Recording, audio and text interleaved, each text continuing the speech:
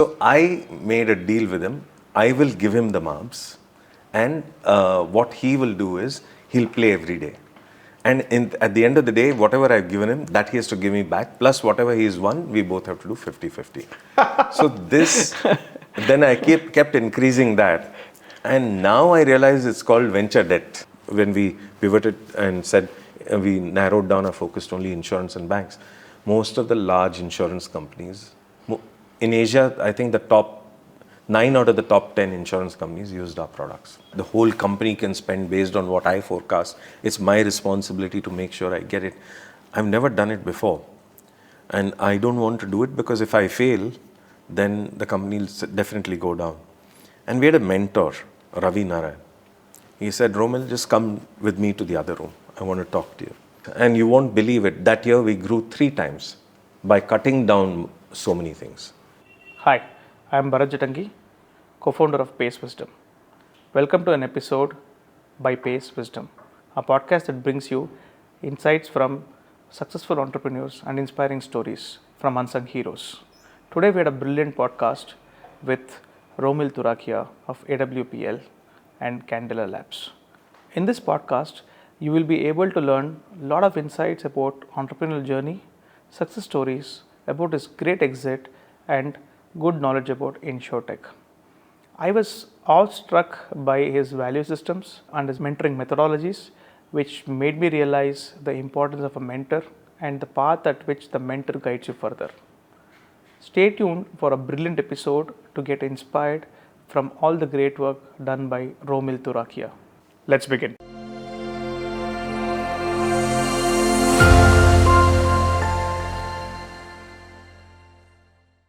Hey Romil. Hi Bharat. Welcome to an episode.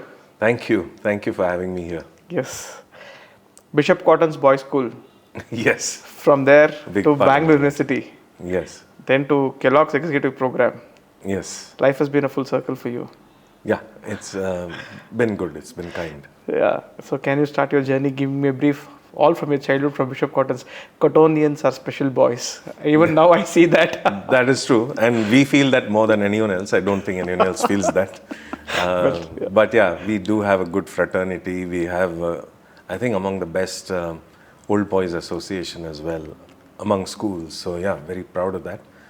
But since your audience is entrepreneurial and not really interested in how school was, but in, the one thing that people ask me in podcasts is, when did you know you wanted to be an entrepreneur? And it's kind of related with school. I didn't know that it's called entrepreneur or business back then.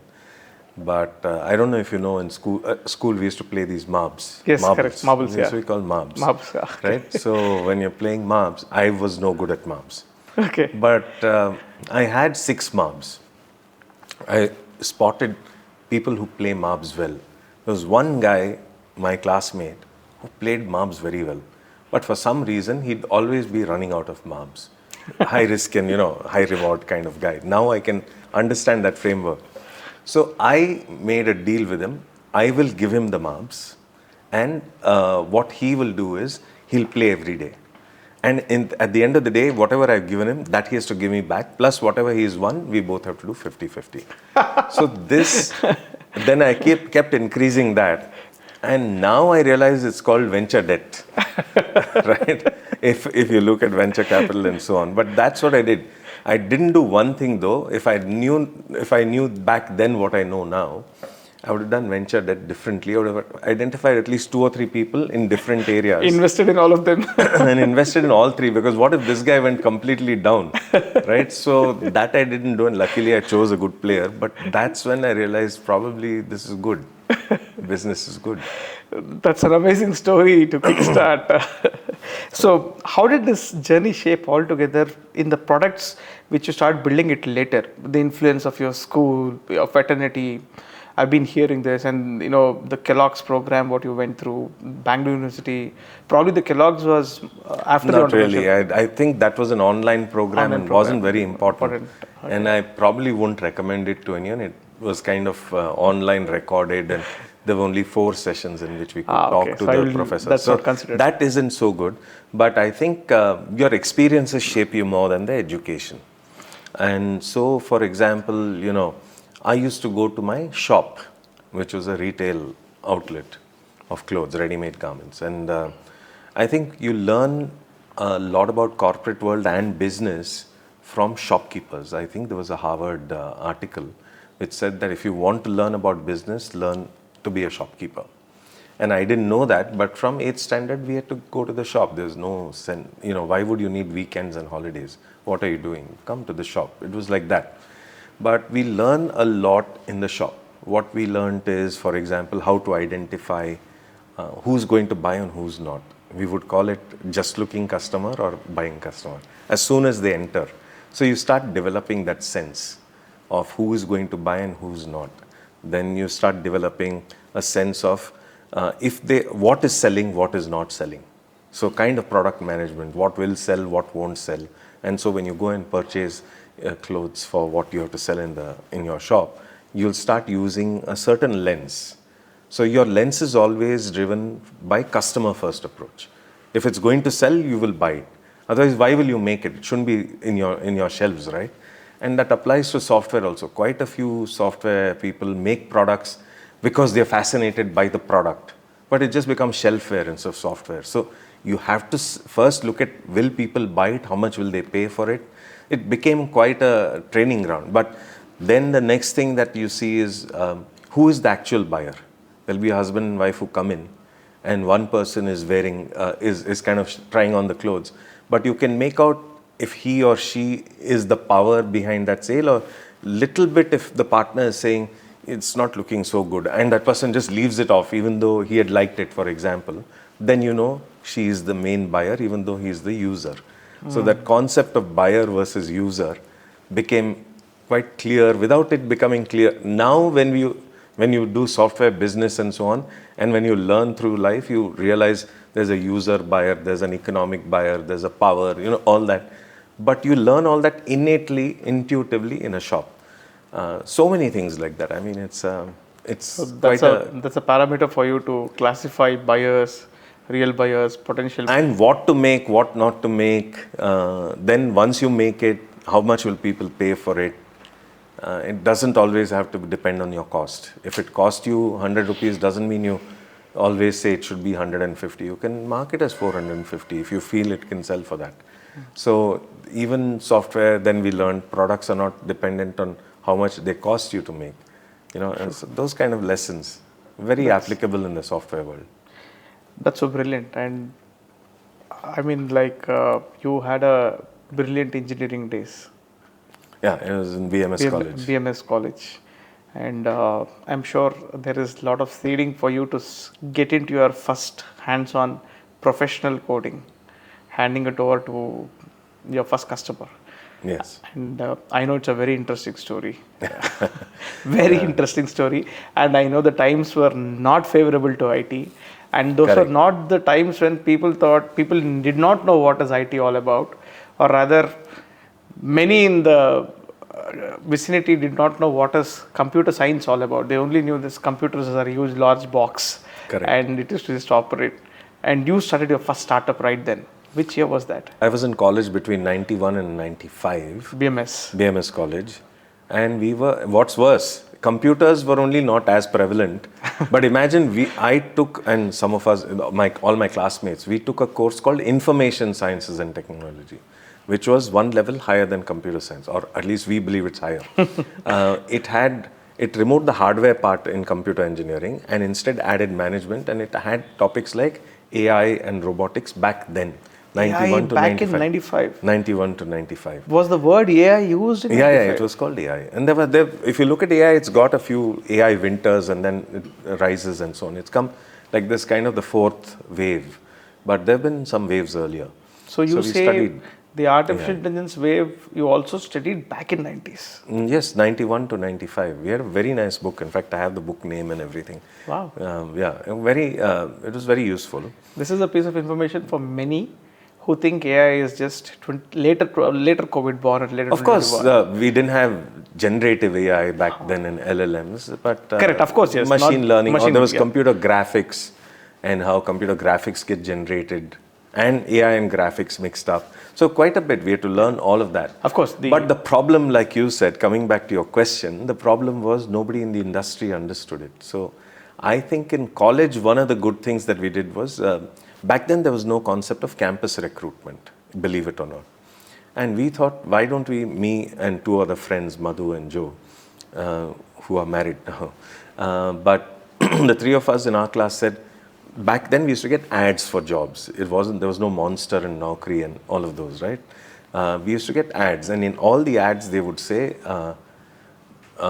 only computer engineers need apply. And we are like, what kind of a blanket rule is that? We are called information science, but we know more about computer science than anyone else. So we had to actually go around and spread awareness about information science. And so we started a campaign where we went to every single software company in Bangalore.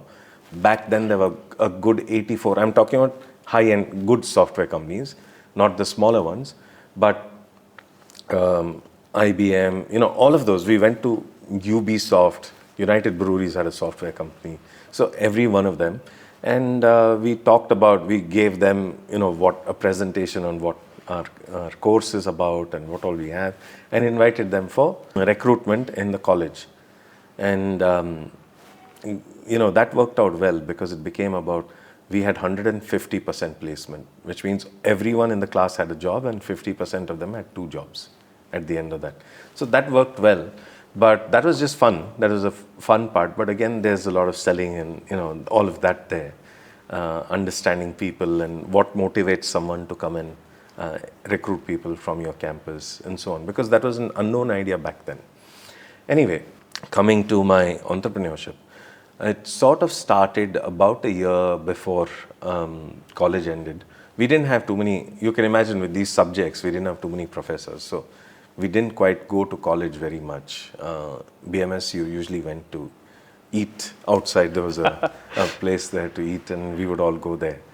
But anyway, the point is that we didn't have much to do. So I used to go to the shop and come back. But I said, we have to start some business. So a couple of friends and we started a business out of college. We said, we'll do software development. We'll start a company for software development. A couple of friends in our class had started hardware companies as well.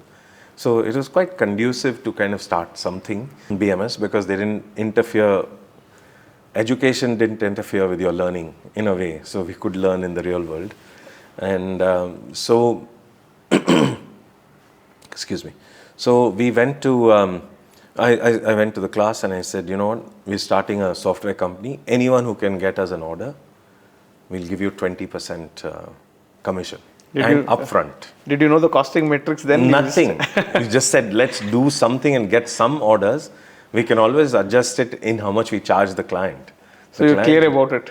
Yeah, client will never know how much it would cost, right? So you can charge that and you can charge like 125%, so you can give 20% off. That was your thought? Commission, yeah. So I said, I'll adjust in how much I charge the client, but let someone feel that. So I wish this works now. I still think it does. I still think value selling is more important than cost-based selling. So we always used to say in our company that you must sell at a cost which is affordability minus, never cost plus. So if you gauge the affordability of the client and sell a little lower than that, you will clinch the deal. Okay. So that does work. So anyway, coming back to this, we said 20%. And suddenly we started, and we said, reach out to anyone, your uncles, aunts, anyone wants software for their shops, their whatever, who knows. And I remember the first software we got was for State Bank of India, Shivajinagar, Infantry Road branch. It was called the Shivajinagar branch. It was on Infantry Road. And it was for something that they wanted. That was 50,000 rupees. So we started making, we didn't get the 50,000. We asked for advance, and in that we asked for 30,000 advance. They said, no, we'll give only 25. We took 25. Of that, we gave 10,000 as, the commission straight away. And we had only 10,000 left. You can't get a computer in 10,000. So we didn't have a computer to code and deliver this, but we anyway took the order. Then we figured out, so we worked with a major IT company where we said, we'll do a project for you free. But then you've got to give us your computers to work on our project in the night. First, they said, no, we don't need anything and you please go away. And we said, we'll do it in the night. So we started doing it in the evening and in the night. We coded for our stuff as well as we gave them some software free. Incidentally, the software that we made for them was a sales tracking system. And now it's called Salesforce and we've got CRMs and all of that. But back then we didn't know we were writing a CRM. But we wrote quite a bit about what salespeople do and so on. So anyway, it was useful for them. But in the meantime, we earned our first, some money with which we bought our first computer. But when we got our first computer, we didn't have money for a table. Where do you keep it? So there was a story of how we went out and, all these construction sites, they have these wooden things where they bend the wire. So they were dismantling one of those and going. And we asked, hey, can we take this? They said, yeah, we throw it away. So we took it and kept it and we put a tablecloth on it. And that was our first table for the computer. Then, of course, we borrowed another table as we got more computers one was from my chartered accountant and so on. So then we kept growing. Okay, that was a perfect foundation for you to kickstart in a massive manner, which turned out to be later. Yeah, we requested those office people, the big, I won't name the multinational, but it was a huge IT company even back then. And we requested if we can then continue after developing their software, can we continue this arrangement in the evening? And they said yes, they were kind enough to say yes. And so we started our company there. So we would tell everyone that's our office. In the evenings, we would take people there, all our clients. So was this the foundation to do AWPL? It was not the foundation for AWPL. It was another company which was only software development. We would develop products and so on. But along the way, a little later, I think in 1996, this was 94, we had started while I was in college, and it went on for 2-3 years. In 96, we had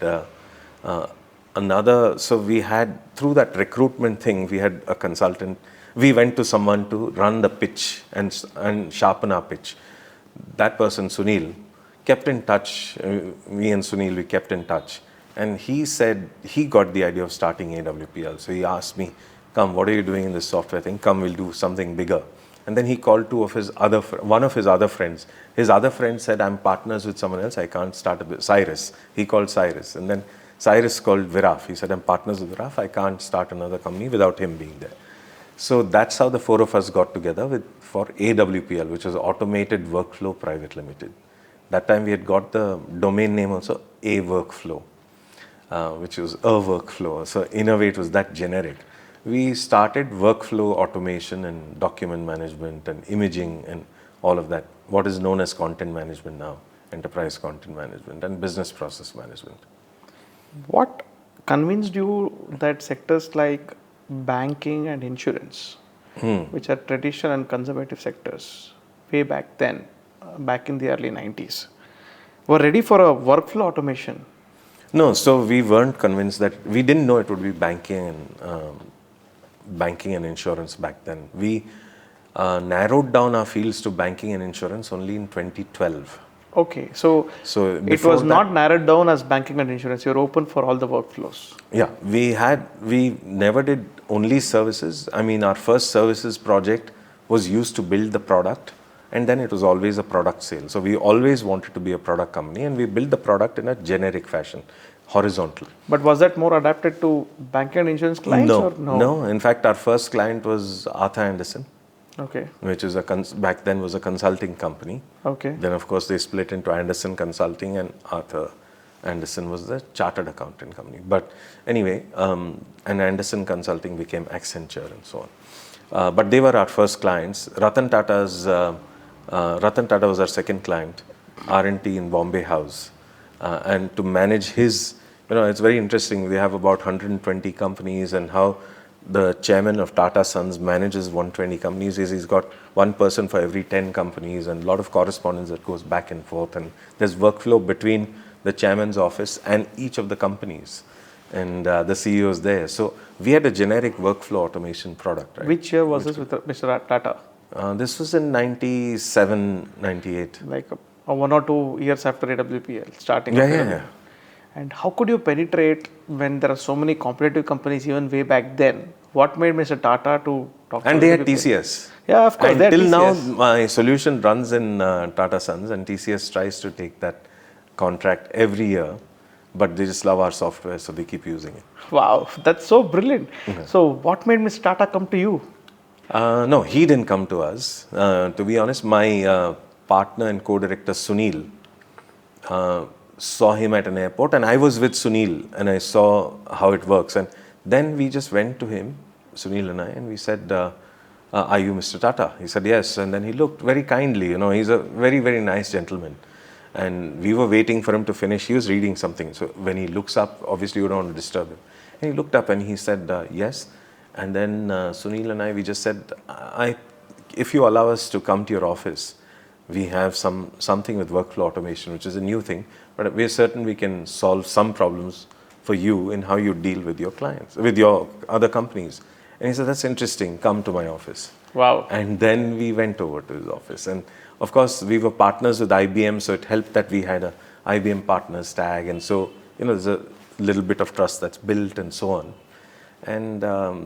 And we did sell a Lotus Notes based solution, and Lotus Notes was acquired by IBM. So it did work with that, with those pedigree, with Lotus Notes and IBM, they didn't have too much to mistrust us. So in a way, it worked, but my co-directors did a brilliant job. Cyrus is a Parsi, he's from Mumbai. So I think he was also quite involved in the sale. I was the tech guy. So Sunil and Cyrus then closed that. That's brilliant. So, early stints with Mr. Tata must have been very memorable journey for you. Yeah. My co-directors and I, we always thought that we'll only do, whatever we do, we'll do it for the biggest in the industry. So Arthur Andersen was the largest, out of the big four, it was among the largest consulting firm. We said we'll only do work with them. So it took time to crack any deal, but we would try the biggest. And that helped us right through our whole journey. If you see, eventually when we pivoted and said we narrowed down our focus to only insurance and banks, most of the large insurance companies in Asia, I think the top 9 out of the top 10 insurance companies used our products. That's nice. That's very interesting to hear about. Moving on, my question is, you wore many hats in AWPL, later in Candela Labs, coding, pitching, leading. What was the hardest part of scaling a company all the way ground up, close to 250 plus 300 employees, and then representing yourself in 7 countries across, and having operations across 7 countries and trying to and scale customers across 26. Customers across close to 30 countries. Yeah. I mean, how did this happen, and what was the hardest part of scaling for you in this journey? See, God has been kind to us. We can't say it was us. It was us at the right time, right place, and so on. But I think cracking the first few. So after doing those 2 deals in India, we decided we'll only go abroad. We will not do any more India deals, because for the same amount of labor, we would get much more money at dollar rates, right? But we were conservative, went to Singapore, Malaysia first. And my co-director, he cracked a deal with the largest insurance company, Prudential, in Malaysia. And the way he did that was, he was doing a presentation and they all said, "Why will we go to you, AWPL? There are such big names and they've all approached us. And we are Prudential, we are a large company." And he was doing his presentation and they were all doing whatever they were doing they were typing something on their laptops and whatnot.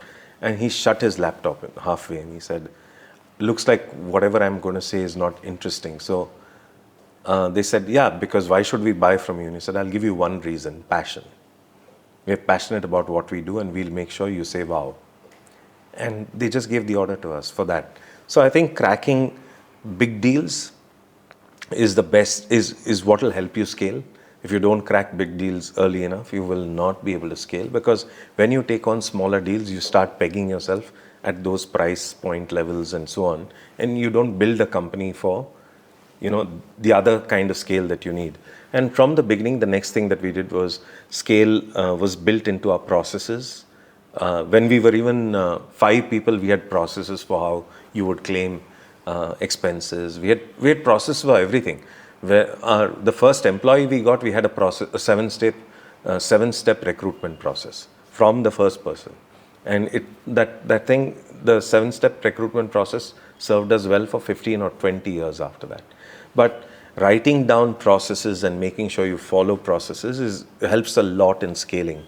Then your question is what helped in scaling? What was were the the hardest challenges? part of scaling? The hardest part of scaling. So it's good for us to be prepared like this and get big customers. So the hardest part was getting big customers. But the next hardest part, I think, was getting the culture ingrained into all the people. So recruiting very fast would have been, it wouldn't have worked for us. And luckily we were a product company. But if we were a services company, we'd have to recruit for every project that we get, and they would be deployed on the project immediately without anyone, imbibing the culture. I know that you guys at Pace Wisdom have done a great job, even though you're in services and your culture is evident from your office and all the people I met. But I think it took 6 founders like you guys to actually then make sure the culture continues to live. But that, I think, is the hardest part of making your culture live. Because if you take care of your culture will take care of your customers, in a way.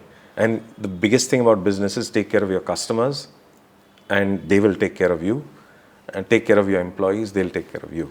I mean, those are the 2 big things, right? Business is very simple. Do those 2 things well and your business will do well. So that was the hardest part, keeping the culture alive. Cracking big deals, and then of course everything flows. But the hardest part is then to sustain sales. The first few big deals you get.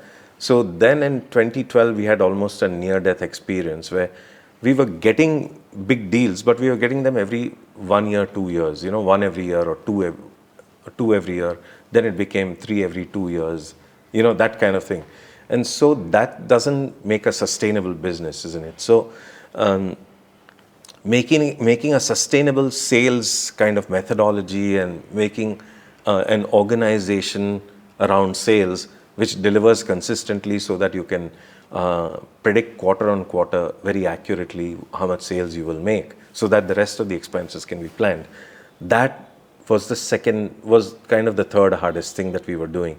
The tech was never really hard because we had great tech people who just took care of it. We didn't even know, but if you ask them, they'll give you another 10 stories of how tough things were. We had to work with, in 96, we worked with robotic kind of, discs, laser discs with robotic arms that fetch the discs and put them in the drive and then fetch documents based on that. I mean, that kind of tech, I think no one in India knew. And our boys just did it. They played with it and did it. So if you ask them their perspective of what was tough, a lot of tech challenges. If you ask our salespeople, they'll tell you something else. But as founders, we felt culture was one. Cracking the first few big deals was another tough part. The third was making a consistent selling rhythm. And then, of course, deploying wisely and growing in the right direction. Suddenly, everything starts looking tempting, right? You start doing, you can do so much more. And at that time, it would have been so easy for us to do more and more with more and more industries, we took a call to actually narrow down. We had by then the Department of Agriculture in Philippines, the Water Supply Department in Malaysia, those kind of clients who used to use our software, 7-Eleven in Thailand, so across all sort of verticals. And we took a call that we will narrow down, go against our temptation to do more and realize that less is more. And so we said, we'll do only insurance and banking. And we narrowed down to that. And all our sales guys came to us running saying, my pipeline is cut into half or 1/10. Just tomorrow I have a meeting with Vicky Oberoi. After I close the Oberoi Hotels deal, then you please bring this rule in. But we brought it in. And we said, cancel your meeting. It's fine. That kind of thing. And we focused, and you won't believe it, that year we grew 3 times. By cutting down so many things. In 1 year, we grew 3 times. And this was in 2012. And we realized the value of doing less, and less is more. And once we did that, We then further narrowed it down in 2015 to only insurance. Then further in 2020, only life insurance. And all of it paid off rich dividends at every stage, especially for a product company, because then you can build to a narrow set of use cases and build extremely well, and nobody else can replace you. And we got acquired eventually by Apex for one big reason. One is, of course, we were very modern in our technology, but nobody would ever replace our software. You just couldn't replace it. So it's important to kind of, keep those things in mind. Very interesting. Out of the scaling topics, what you told, what is striking my mind, which I am also a fundamental believer in the most of the things what you told. But what struck my mind was one of the most important sentences you told. Take care of your culture, and culture will take care of your customers. Yeah. That is, for people who think building a culture is an easy job, I don't think so. No, it's not. Yeah. I don't think so. So are you? If you are able to resonate to it. I take what you're trying to say, Romil. Very interesting explanation about how the scaling part works. So Candela Labs stood out by pushing AI, chatbots, and automation in insurance. What's a project or product feature that you feel truly changed the game for your clients? So back then when we started selling this, there was a green screen based core insurance system. And literally it was black screen and green letters, and that's really how you had to work. Which year was this? That continues even till now. Wow. That core system is a leader. They're in 600 insurers across Asia. Which year did you start this? The start of this? Well, we started in 2000 itself was our very first insurance customer, Prudential. And then we did a lot of insurance companies along with all the other verticals that we were doing. And from that first customer till today, the big deal is core insurance systems have not innovated themselves. Or if there are innovative core insurance systems that have come in, clients have faith in that other one so much, the leader, so much that, and staff move across insurance companies, right? They just say, let's just go close our eyes and use that. But they all wanted a modern front end to that, and a modern workflow system added to it, document management. And can you imagine in a green screen, black screen, how you show a document, or how you show processes, or how processes move from one to the other, how you can actually run analytics on where the bottlenecks are in the process and so on. It wouldn't work with that kind of a software. Even the screens, their employees, they started getting younger employees, and they would revolt saying, I don't want to do data entry into this kind of screen. And so building those kind of front ends for them was the biggest wow factor. But then of course all the other features within that, automatically as they go from field to field in that green screen, we'd highlight that in the document and so on. It started with that. Then of course as documents stopped coming in and more e-forms started getting filled and so on, then we had a phenomenal e-form, e-signature, those kind of modules. So as times went forward, we also obviously innovated and made more and more killer features. But I think the starting was features where we could marry up their green screen with modern features. Interesting. Once you once just shared a story about having 500 saved Wi-Fi networks from all your global travels. Yeah, that is in my LinkedIn, yes. Yeah. In all those journeys, what's across one cultural lesson that surprised you and changed how you built business relationships? There were many that surprised me. There were several learning moments. In the US, several learning moments in Singapore and so on. But I think my very first learning moment was in 97 when we went to Singapore. That was the first time. And my co-director, my partner, was with me. And we had and we were this small little company with 5 people. And we had gone to Singapore, and it was Lotus Notes, and the leader of Lotus Notes there in Singapore had given us time at 8 o'clock in the night for a meeting. And he had all his other meetings and so on. And we went at 7:55 and we started waiting for him. And it was about 8:15 or so, and yet he hadn't showed up. my partner called him and he said, "We're leaving now. We're sorry, but we can't do business with you." And I was telling him, "Sunil, how can we do this? I mean, we're this 5-member company, cracking a deal with Lotus would be a big thing for us." And he said, "No, I think we've flown all the way from India. He couldn't come on time from one location in Singapore to another. I think we need to go back and show them that." He immediately came in 2 minutes, and the whole conversation between us was an adult to adult one rather than a parent to a child one, right? So there was no groveling or whatever. So the biggest lesson I learned is, irrespective of where you are, you're not small. You are equal. They need you and you're supplying something to them. But don't be arrogant. Of course, you also need them. So it's a two-way equal conversation rather than they're doing you a favor by giving you money, but you're also giving them software. So it's helping both sides. And that learning has stood with us all the time. But going to cultural learnings, of course, quite a few funny ones everywhere. Just the fact that different places have different accents of English, and if you speak in that accent with them, instantly you strike a chord. Singapore has Singlish, and in Malaysia also you do quite a bit like that. It's Yes la, almost go English. la. Yeah, yes la, and all of that. But of course, you shouldn't do it like they feel you're ridiculing them. But once they gain that much trust, when you speak like that, you become one of them, and you will also feel nice. You should always learn the language of the place you go to. Learn the cultures of the place you go to. It was funny when we went to the UK, because you wanted funny cultural incidences, I'll tell you, incidents.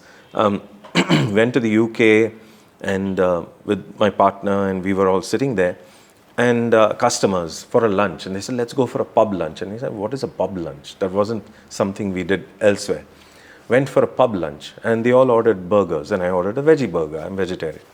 And I didn't know how to eat burgers without being messy. So I waited. And when they started eating is when I realized how to eat a burger without being messy. They just removed the top half of the burger and started using forks and knives on the patty and the bottom half, very unlike Americans, where they just would grab the piece and start eating. But they ate a burger with fork and knife. And I had learned that day how to do that. And if we weren't culturally aligned with them, and if I had grabbed that piece, you don't know, but people make judgments all the time about you, which you can't make out when judgments are made. You can't make out, what turns people off or turns them on, and maybe this would have been bad. Another one was when we went to the US. Someone else came in. We were having a big meeting, and we were there already, but there were some other engineers. This was in Oracle. And Indian engineers came in, and there was a local American person who was white, and don't mean to be racist, but just to describe the situation. And he said, "Hey Ram, what did you cook at home today? And what is cooking? Which curry?" And Ram just went on and said, "Yeah, we had brinjal curry, and this is what we did," and whatever. And they laughed. But then we realized slowly, after Ram went out and so on, he said, "We can tell from the smells that you've cooked curry at home." That's when we realized that you don't go into a conference room if you've cooked Indian food in your home and then you're leaving for the meeting. You change your shirt, or you don't cook curry or whatever, because other people in other cultures can smell those smells on us. So quite a few cultural things like that taught us right along the way, and we made that into a handbook. So any of our software engineers going out, they would have to go through all this learning of how to be a great Indian and represent India in the best possible way outside in the world. Superb. So, very different experiences. Yeah, very, very different. Oh, you have to make slurping. You have to burp after food in the Middle East. Otherwise, they think, if they've treated you, they may think you didn't enjoy your food. Whereas if you burp in other countries, it's taken as it's rude. Yeah, or you have to slurp. Whereas in all other places, you should not slurp while drinking. So very different. Romil, everybody has an episode that makes a huge paradigm shift in their careers and personal life, in sense of learning, wisdom, whatnot. What was an episode that made you feel, hey, this is this is the time that I am actually evolving into this domain or this segment of life, or this is going to be my way through? Interesting. Yes, I can almost sort of categorize all my learnings and experiences in life and like pre that episode and post that episode almost. So pre this episode that you're talking about, and I'll talk about that soon, we had a lot of things. I was operations, I was tech, I was product head, product management, all those roles, right? All the tech pieces, including we acquired a company 6 times our size in the US. I went and lived in the US for a year, turned that company around, we sold it back to them, and then I got back to India. One would think that would be those would be the episodes, but they weren't. Buying a company 6 times your size was still not the episode, because I was doing tech and operations and so on, which was very fulfilling, and I still remain tech, I still code. But I think what really happened is in 2012, we had a near-death experience in the company. And it was more cash flow related rather than the health of the business itself. And it came to a situation where we may almost shut down. Well, it wasn't that bad, but near death, that's why they call it a near-death experience. That's there in every sort of enterprise, at least once or twice you will have something like that. So in this near-death experience, all of us co-directors, we got together and we said, look, let's just shuffle everything. Let's shuffle our responsibilities. And they said, Romil, you do sales. And I'm like, how can I do sales? I've never done sales. And at this kind of juncture, everyone's depending on good sales and good revenues, etc. And I'm happy to be the guy who makes things happen after the sale is got, but I don't have experience in forecasting so that the whole company can spend based on what I forecast. It's my responsibility to make sure I get it. I've never done it before, and I don't want to do it, because if I fail, then the company will definitely go down. And we had a mentor, Ravi Narayan. He said, Romil, just come with me to the other room. I want to talk to you. So he and we left the conference room, went to my room in the next to the conference room. I clearly remember this, and it's kind of right there for me. That's the episode. Ravi said, Romil, are you scared of the company going down? I said, yeah, of course, I'm very scared of the company going down. That's why I don't want to take up this role. So he said, think again. Are you really scared of the company going down? Because that's going down even now. Are you scared of the company going down or going down on your watch? And the difference is that your watch is driven from your ego. You don't want to lose. It's okay if the company goes down, but at least you didn't make it go down. That's the feeling you have. Whereas come and grab the reins and say, leave your ego out and say, let's save the ship, rather than your ego coming in saying, if it goes down, it shouldn't go down on my watch. And I really thought through what made me say no or whatever. And it was my ego coming in the way, my need to not lose. And then I went back in the room and I said, yes, I'll take it up. And I took it up. And I can't say it was all me, because the stars aligned, customers, markets started opening up. My co-directors helped me a lot. But I think after taking the sales thing on, we grew almost double every year, in almost double every year. And in 5-6 years, in 5 years, we had grown about 7 times or 8 times. Wow. So that was not just because I did whatever, but all of us needed a rejig, and with that I got into sales. But what really was the turning point was that conversation that Ravi had with me, and he said, put your ego aside. And after that, I've applied that in everything in my life, and that comes so much in the way, and you just leave that aside and it works so well. Everything starts falling in place. Your relationships, your friendships, your everything actually, and your customers as well. So that was just the underlying, quality. But soon after that, I think the success was also because we aligned sales, organized sales and converted it to almost a science. Earlier it was an art, and everyone still thinks sales is an art, but it is a science up to 90%. Yes, 10%, 15% is still art and how you talk and whatnot. But certainly, just a glib talker will not get you sales.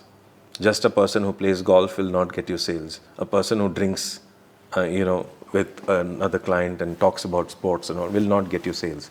So what gets you sales? How can you predict your sales properly? What is a good meeting? Even, right? I being from the software background and so on, if you just told me, yes, this software is good, I'll say, how do I know? Give me a bug report. What's good? What were the features that were supposed to be there?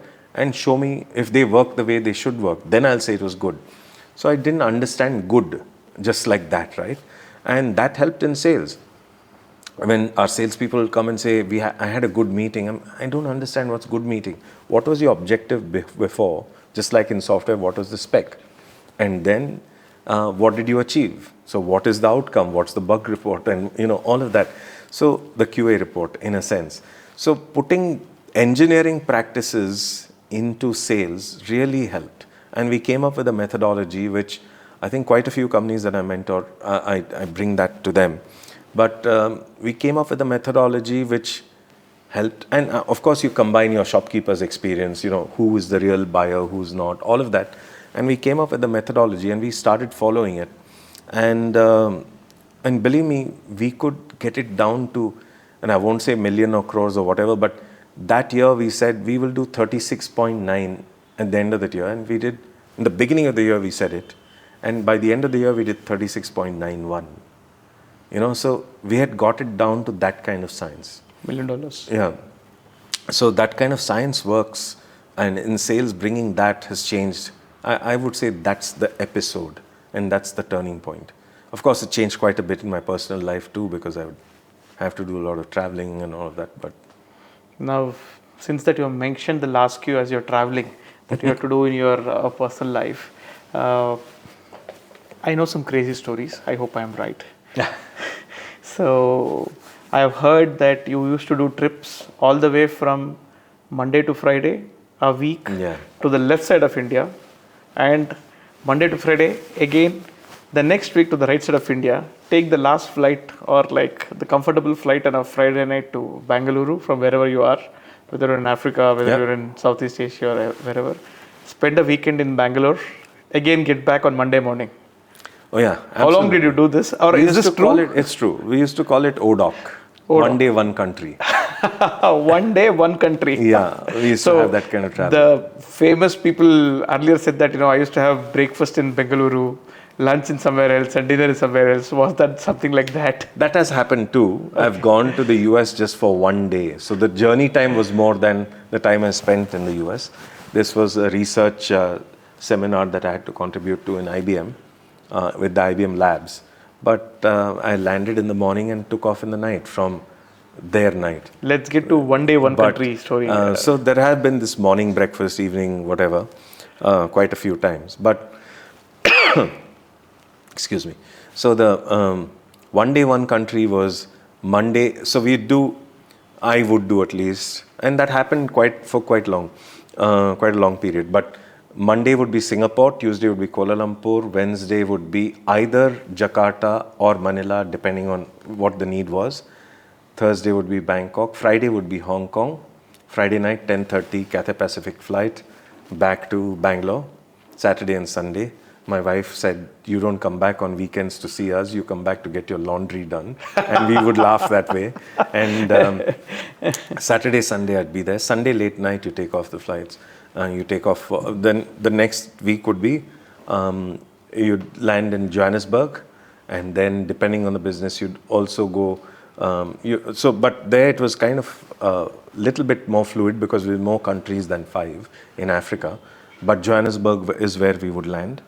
And then I'd have Kenya, which is Nairobi, and then Ethiopia, and then either Ghana or one other country, and then back to Johannesburg, and then back to India.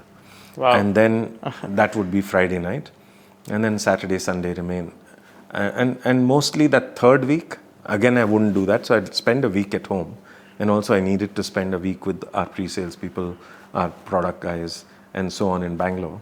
So I'd stay 1 week in Bangalore. And after the third week, again, repeat, rinse and repeat.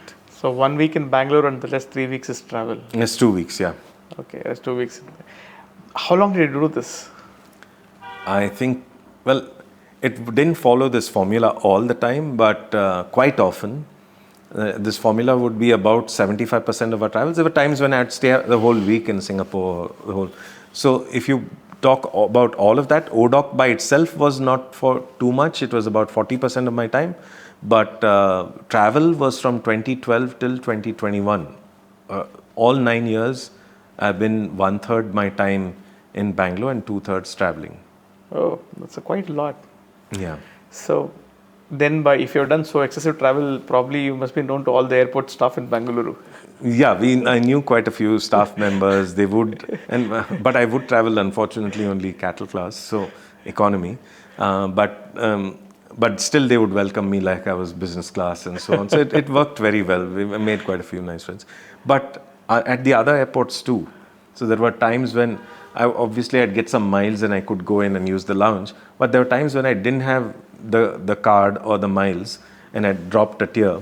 But even then, they would just say, "Sir, please come in and use the lounge." And they would allow me because they've seen me there so often. So, yeah, that happens. That's so brilliant. So was this like, next is Candela Labs acquisition by Azentio, right? Was a big milestone in your career mark, if I'm not wrong. Yes. And what was your top priority during the transition? Ensuring Candela's DNA wasn't lost in the larger company when the acquisition was on your cards. So, if you don't mind, I'll just go back a little bit. And we had 2 other acquisition bids earlier, and we had got due diligence and so on. Okay, and before then, Candela. Yeah, before Azentio and Apex Private Equity Partners. Apex Partners, they're a private equity fund.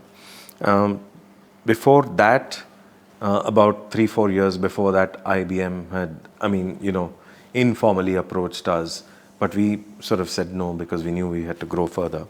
And a few years before that, we even did all the diligence with Staffware, which got bought over by TIBCO. So in a way, it was a TIBCO sort of thing. And we again said no for this reason. We thought we'd lose our essence, we'd lose our value, and we could grow this by ourselves to a larger degree. But then, we started getting a lot of these inbound inquiries, and we said, look, we can't handle this, and we can't handle it well. That's when we got our 5th partner in. We got a professional CEO who's a very good friend, and we considered him as one of our founding team member as well. Arshmani, he came in and joined us, and we said, okay, now then let's get a little serious about the acquisition bit. And he did quite a bit for that. We set the company right, and we were doing all the stuff that we had to. But towards the end, what really happened is we got 4 inbound inquiries without any solicitation from our side. Within a gap of a month, we got 4 inbound inquiries. And so we said, hey, you know what? Now let's be serious. If we want to sell, we sell. Otherwise, we don't. And then we said, let's sell, because maybe now it's a good time for a bigger player to take this forward. Because we really liked what we did. We still love our products, still love our people. But I think it could find a better home. Now, we've reached where we could, and then the next phase of growth was with someone else. However, our deal was such that we didn't need to stay on. So most of us didn't stay on. I stayed on to make sure our people were okay for a year. But the culture part that you asked me about, I'm afraid there's no happy sort of ending to that in that sense.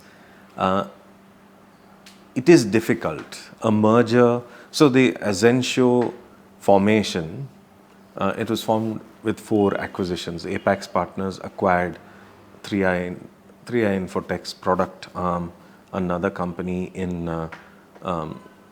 which did Islamic banking out of Lebanon, another company which did insurance in the Middle East, and so on. But and us, and getting four cultures together, and they were 2,000 odd people, we were 200 or 220, and getting those cultures together, I think it's a difficult job. I don't think many companies have succeeded in doing that. And I guess that might have been, and I don't know, but that might have been one of the reasons why then Azensho sold my company, Candela. Once again, now it's just last week got acquired by Sapiens. But I don't know if culture was the only reason. I don't know at all. I can't claim to read their minds. But when I was there, I could see that there was a culture mismatch. So this was a new acquisition very recently happening by Sapiens. Yes, just last week or week before last. Very interesting. But some people have congratulated us because they said, which company can get bought and sold twice? That means these many people see value in what you built. That's quite fulfilling for us. Absolutely. It is a proud moment and it's a soul satisfactory moment for what you have built. Yes. I can absolutely resonate to what you're trying to say. After leading integration at Azensho, what did you realize about scaling with a larger company versus scaling it as an independent startup? I think there are, I wasn't heading integration, but I was very much a part of the leadership which was focused on integration. I focused on integrating the products because all the products were different. So I took on the product piece. But I think as being part of senior leadership, I think the big challenges were the cultures, exactly what I told you just now before this. Anything else we could have achieved. We could have merged the products. That's just a matter of tech and therefore a matter of time. And anything can be done with tech. We know that. It's not rocket science. But what is rocket science is definitely culture.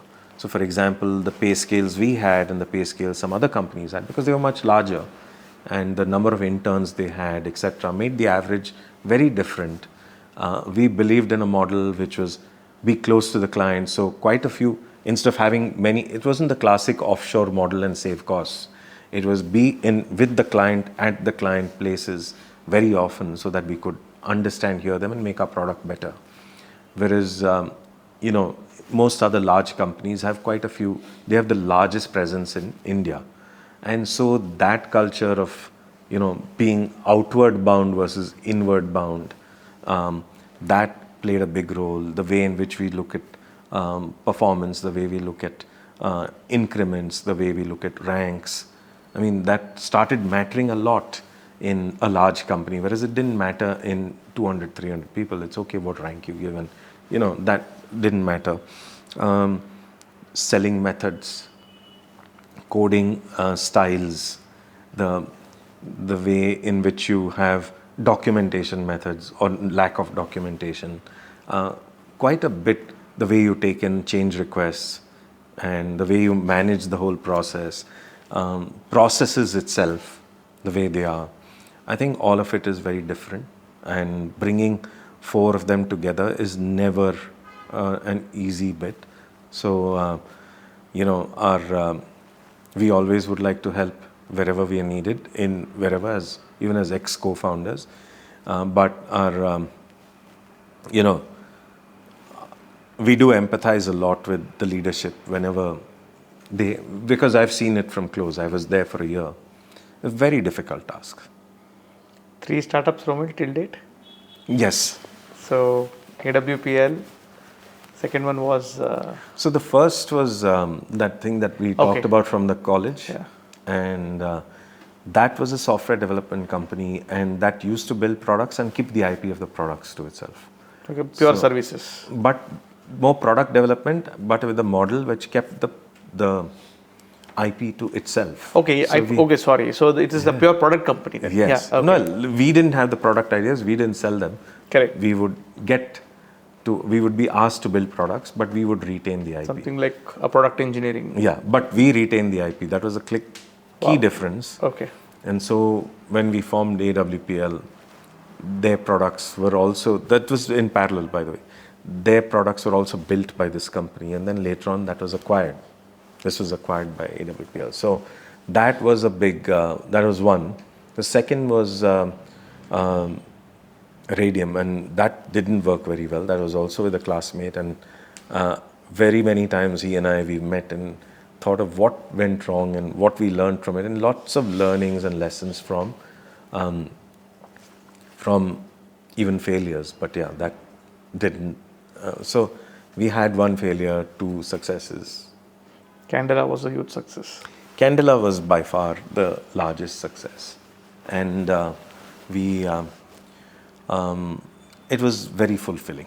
It was among the most fulfilling ones. What's your huge takeaway when you look back since your 94 days to 2025, 31 years of your entrepreneurial journey? What is that you yourself have discovered within yourself or learned that this is priceless? Over a period of time, I've realized that the crises we thought were important at that time and needed our time and urgency and attention, you don't even remember those after a while. But what you definitely remember is you missed out your time with your daughter, with your wife, with your family, your parents.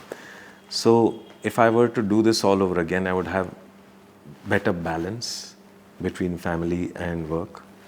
I certainly think that those who say work-life balance is not even a thing, or they say whatever, don't shoot me down for this, but I don't mean to name people, but there are these things that say 80-hour work week and whatever, there have been recent interviews, and I'm not sure that's a healthy way.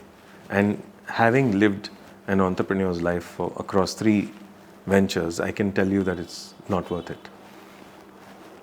So that is the first thing that is one takeaway. But the other is, if you are in the startup, you will do your 40, 50, 60 hours in the beginning.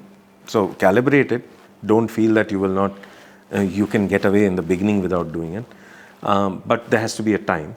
But you will be doing days and nights. So it had better be something that you're passionate about. So that's the second takeaway. You have to be really passionate about what you're doing. It can't just be another job. It cannot be.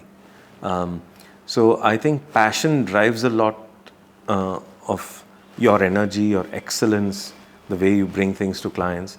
So that would be the second takeaway. The third would be, I think, like I said before, treat your employees well, treat your team well. They'll treat your clients well. Your clients will treat you well. It's a cycle, And so that is definitely something that's kind of carved itself in my mind. That's the third, yeah. And the fourth, which is the biggest part, is have fun in whatever you're doing. We used to have a lot of fun. In all the 3 startups, we just had a lot of fun. We'd be singing songs, we'd be, on the road while walking in Singapore, and my CTO removing his shirt, and that kind of thing when we'd come out of a game and so on. Lots of fun. So just make sure you don't forget to have fun while you're doing this. There'll be a lot of crises. There'll be a lot of, customer losses, orders that you've lost. Maybe some system came down, whatever. That happens to everyone. But just don't forget to have fun.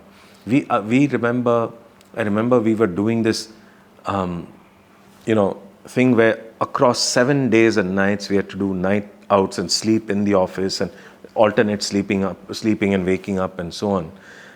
But right through, we were making jokes. When someone comes in, we say, look at him, he's on Vakradanta, he's like, his teeth are like this. So whatever, we just have that inner joke and so on. And we'd always have fun. So I think that's the last lesson. Just have fun with whatever you're doing. Brilliant. That's definitely an important take. I was about to ask you a following question about how did you balance your time with your family, because I didn't. I know you just answered it to me, but I can understand what you're trying to say. If I were to do it all over again, I'd work on that one aspect better. Probably you will, wherever you're mentoring, probably you'll be giving this valued piece of advice. 100%. Now that makes me ask you this question. Even at your busiest, you have prioritized mentoring. to many early Right. stage co-founders and startup owners and all kinds of passionate entrepreneurs. So, what's a piece of tough love advice that you would often find yourself giving it to all these folks in the ecosystem? I think the first thing I give everyone, and I notice this everywhere, is to get your focus right. Not much to do with the relationship and the work-life balance. That, of course, I do give, but that may not be taken very well in the beginning. You have to give that a little later. But in the beginning, it has to be all about the business. And I think it's very difficult for founders to do less. Most founders don't get the concept of doing less is more because it's counterintuitive, right? You do 5 industries instead of 1, you'll do 5 times as well because you'll have 5 salespeople, 1 for each of them, and there's a hedge, and if one goes down, the other will pick it up, and so on. That somehow seems to be the natural thinking, and so it's very difficult to get people, to get founders to cut down stuff. So the first kind of tough love thing is, what are you going to cut down? And it's very difficult for founders to give up some stuff. So I think that's the first tough love thing. The second is, of course, understand that you are of as much value to your client as they are to you. And I don't think that equivalence is something that most people get. They're just always very grateful. Yeah, you must be grateful to clients. They're giving you a break in the beginning. All of that, they're putting their trust in you. Their careers are at stake when they give you an order. Of course, you must be grateful for that. But you shouldn't become smaller with that gratitude. You become bigger with that gratitude.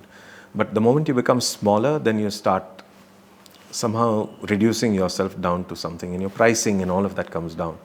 So that's the second thing. Respect yourself. That's the second tough love thing. It's very difficult for... You have also coached rising leaders on empathy and value-driven assignments.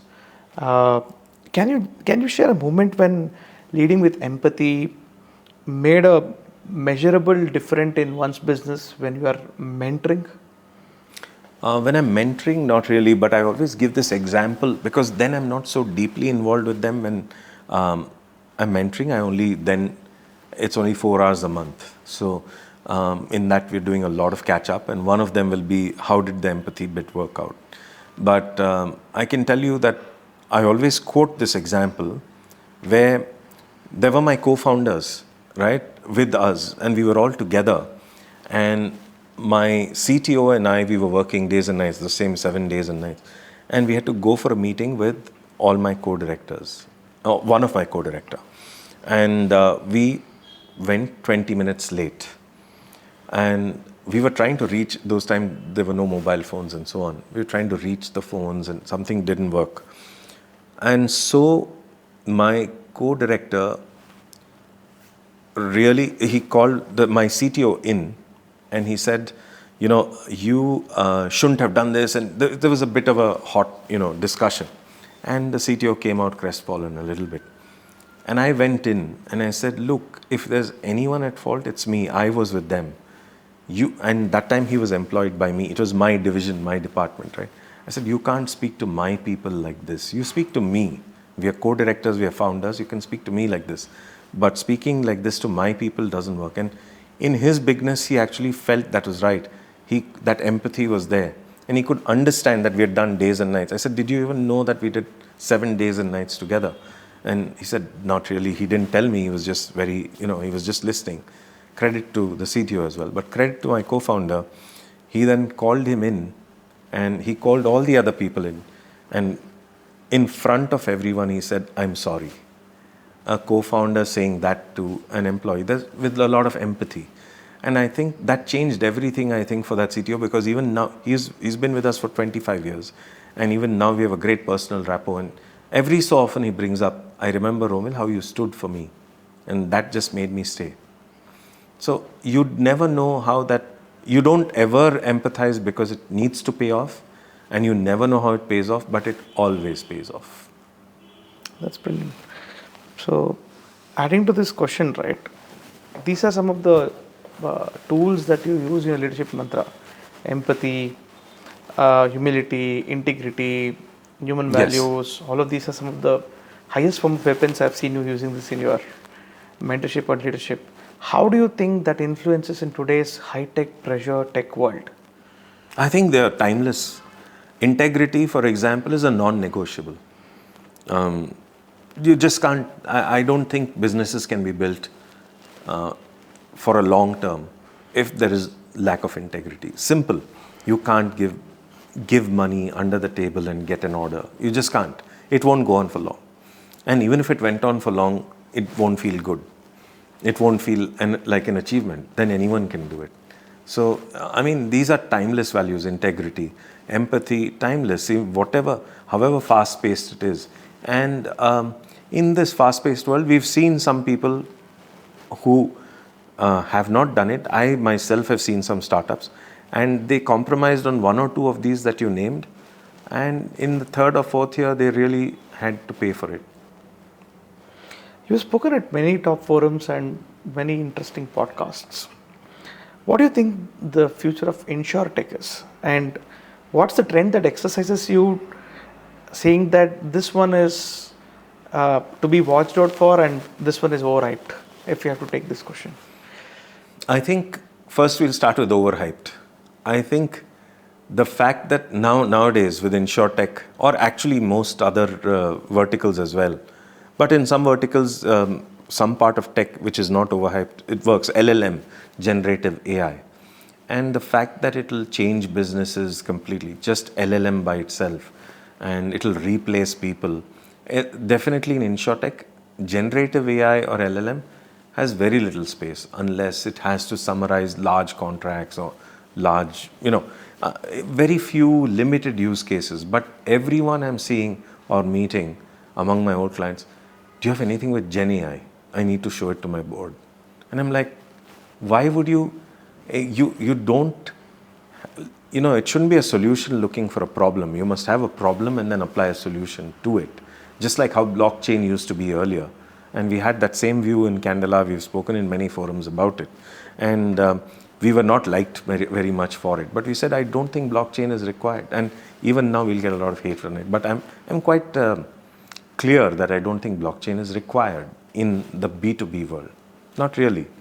You can do everything else, all of it with other tech. So that's the hype that is there, but it's unreal. It's not that much required. But certainly where the future is going is in reducing humans in the loop, definitely. Automating large parts of your process, reducing errors. I think those have been classic fundamental percepts in insurance, and they've always been there. And only those time-tested problem statements remain. The tech will change on how you enable it. So definitely machine learning, AI as a whole will transform insurance, but not just Gen AI is what I'm saying. So AI is a big trend in insurtech, and I think people should watch out for it. There's a lot that can be done with AI, but and in the same, either increasing efficiency, reducing humans, and yet making the customer feel special, all of that.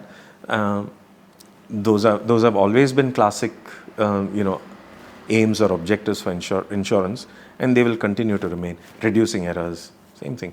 So, but using AI, those same classic objectives can be served better. Those classic problems don't go away. And as any startup, and that's what I would say to any entrepreneur watching this, any startup that serves these 4 or 5 basic needs of insurance will always work well. You've been deeply involved with General Case the Maya Memorial Trust and the old Cottonian Bishop Cotton's Boys Association. Why is it important for you to stay connected to your roots, even while leading globally? Obviously, there's a saying, if you should never forget your roots. It's very clear that you should know where you came from before you start relishing where you are today.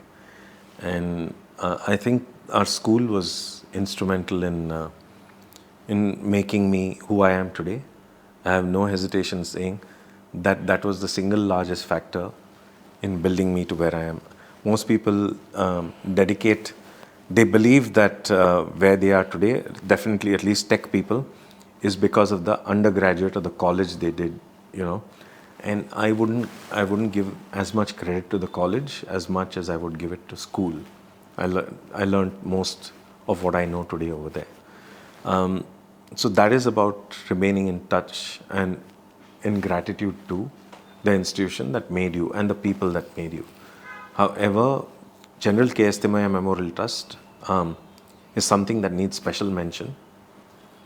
It was formed by Aditya Sondi and a few of his other like-minded, friends, and it's run for over 20 years now. And there are only two things that they do. One is they hold a lecture every year. An old boy gives a lecture, and they also give a medal away to an old boy who's done exceptional work for the society. But the second thing is the trust gives away money to recognize and honor staff from school, retired staff from school. And they don't have to be just teaching staff, it could be gardening staff, malis, anyone at all. And that's obviously a noble cause. And none of these I founded. I joined the trust after it was General K.S. Timaya Memorial Trust. I joined it much after it had been made very robust and fundamentally strong by Aditya and his team of other trustees that have kept coming and going over the years. And I joined in, and I currently am a trustee there.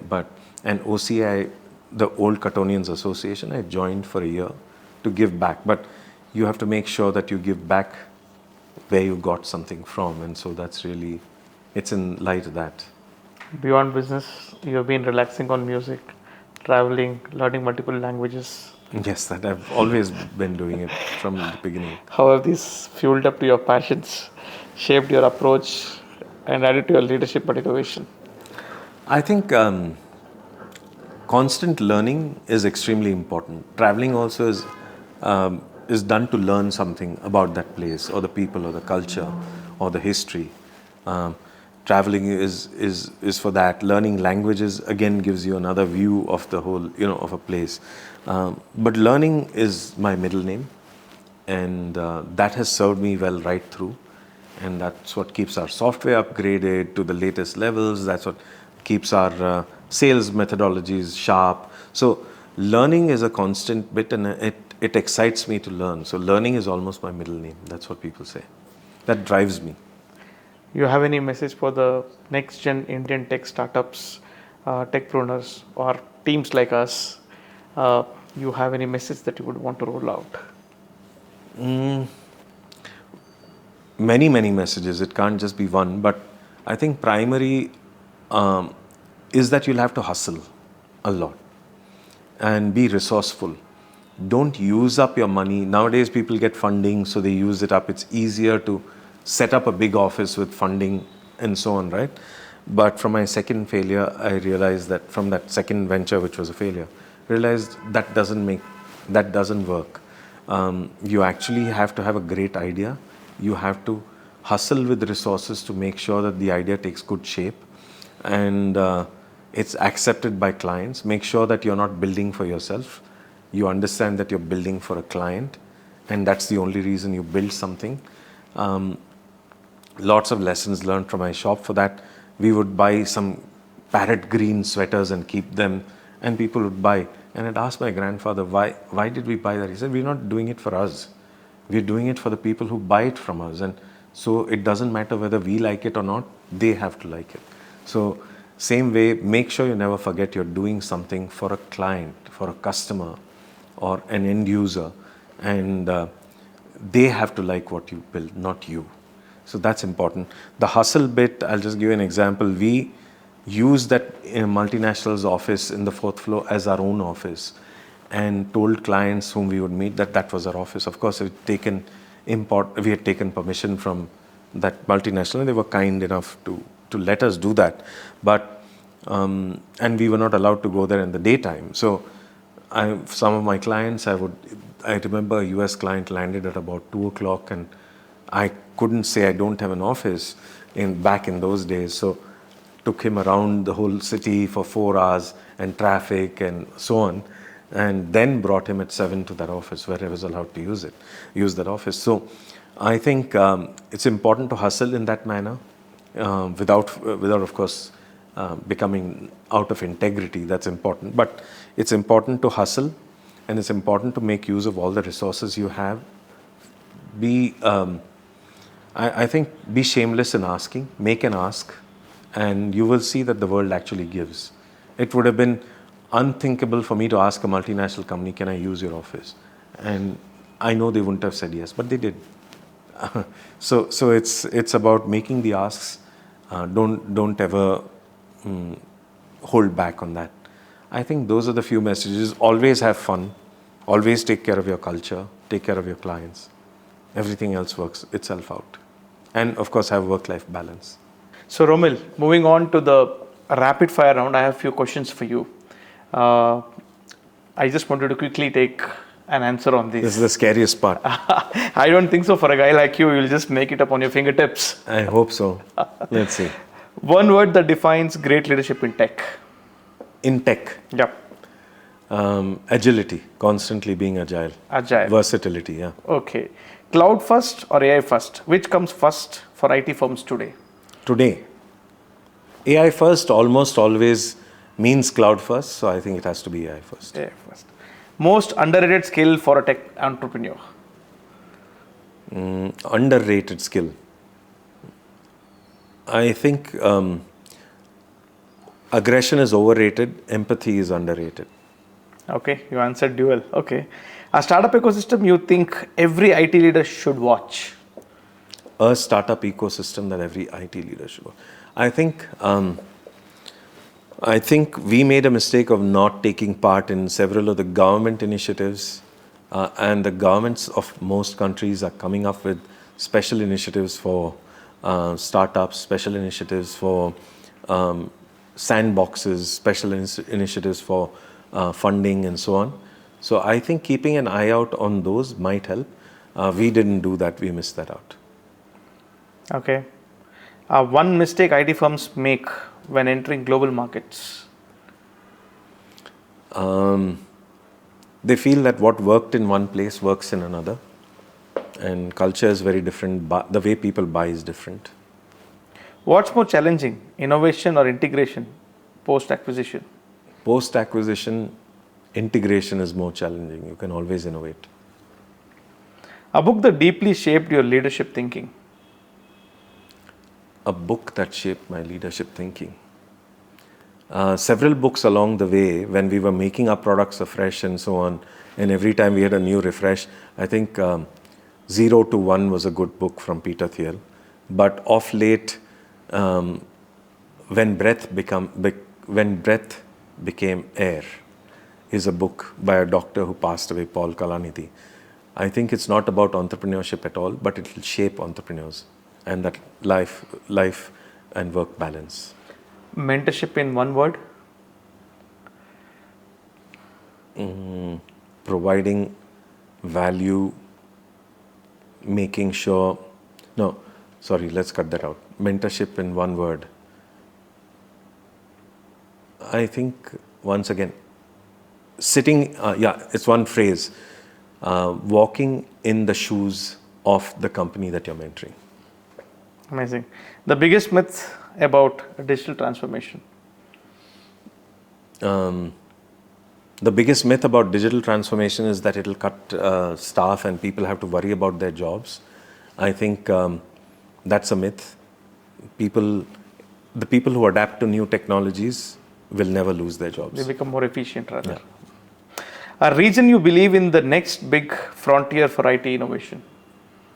The next big frontier is AI, and I'll be cliched in saying it, but it is this time truly. There have been 3 or 4 waves, and this might be the 4th or 5th wave. I haven't kept count, but this wave is very real. It holds promise and potential for actually changing the way businesses work. One AI application that excites you the most in 2025? In 2025, I think the recent research elements that have been brought in Gemini And those have given me very impressive research reports. If you just say what is insurance and it's, which kind of companies are there in the US, it looks up so many sources and gives that to you. I think for an entrepreneur, the research bit in Gemini is kind of a game changer. That really impressed me. The future of IT in 3 words. 3 words. Yes. Future of IT. Yes. Well, we have to define IT properly. If it's software or it's software services. Software, If it's software, then in 3 words, ever evolving is the first that I would say, evolving. Hungry for use cases, because tech will evolve, but use cases, it's your imagination that you bring to it. And the third is just always remember that anything that's built will have to be touched at least 12 times more than the time it took for it to be built. So build in such a way that, longevity of software is something that's important. If you look at services, then there's only one word. I think it's time for services companies to be a little scared. Romil, is a coffee person or tea person? A tea person. Sunrise or sunset? Used to be sunset, but with my wife changing quite a bit of things to the better for me, it's sunrise now. Cricket or football? Cricket. South Indian movies or Bollywood? Bollywood. Thank you, Romil. Thanks you. for your wonderful time spent at an episode by Pace Wisdom. Thank you so much for having me. Yes. And while this is coming at the end of the podcast, I always forget to do this in the beginning. Please, all the viewers, watch this at 1.5 times speed or at least 2 times speed. You'll get bored. Thank you. Thank you.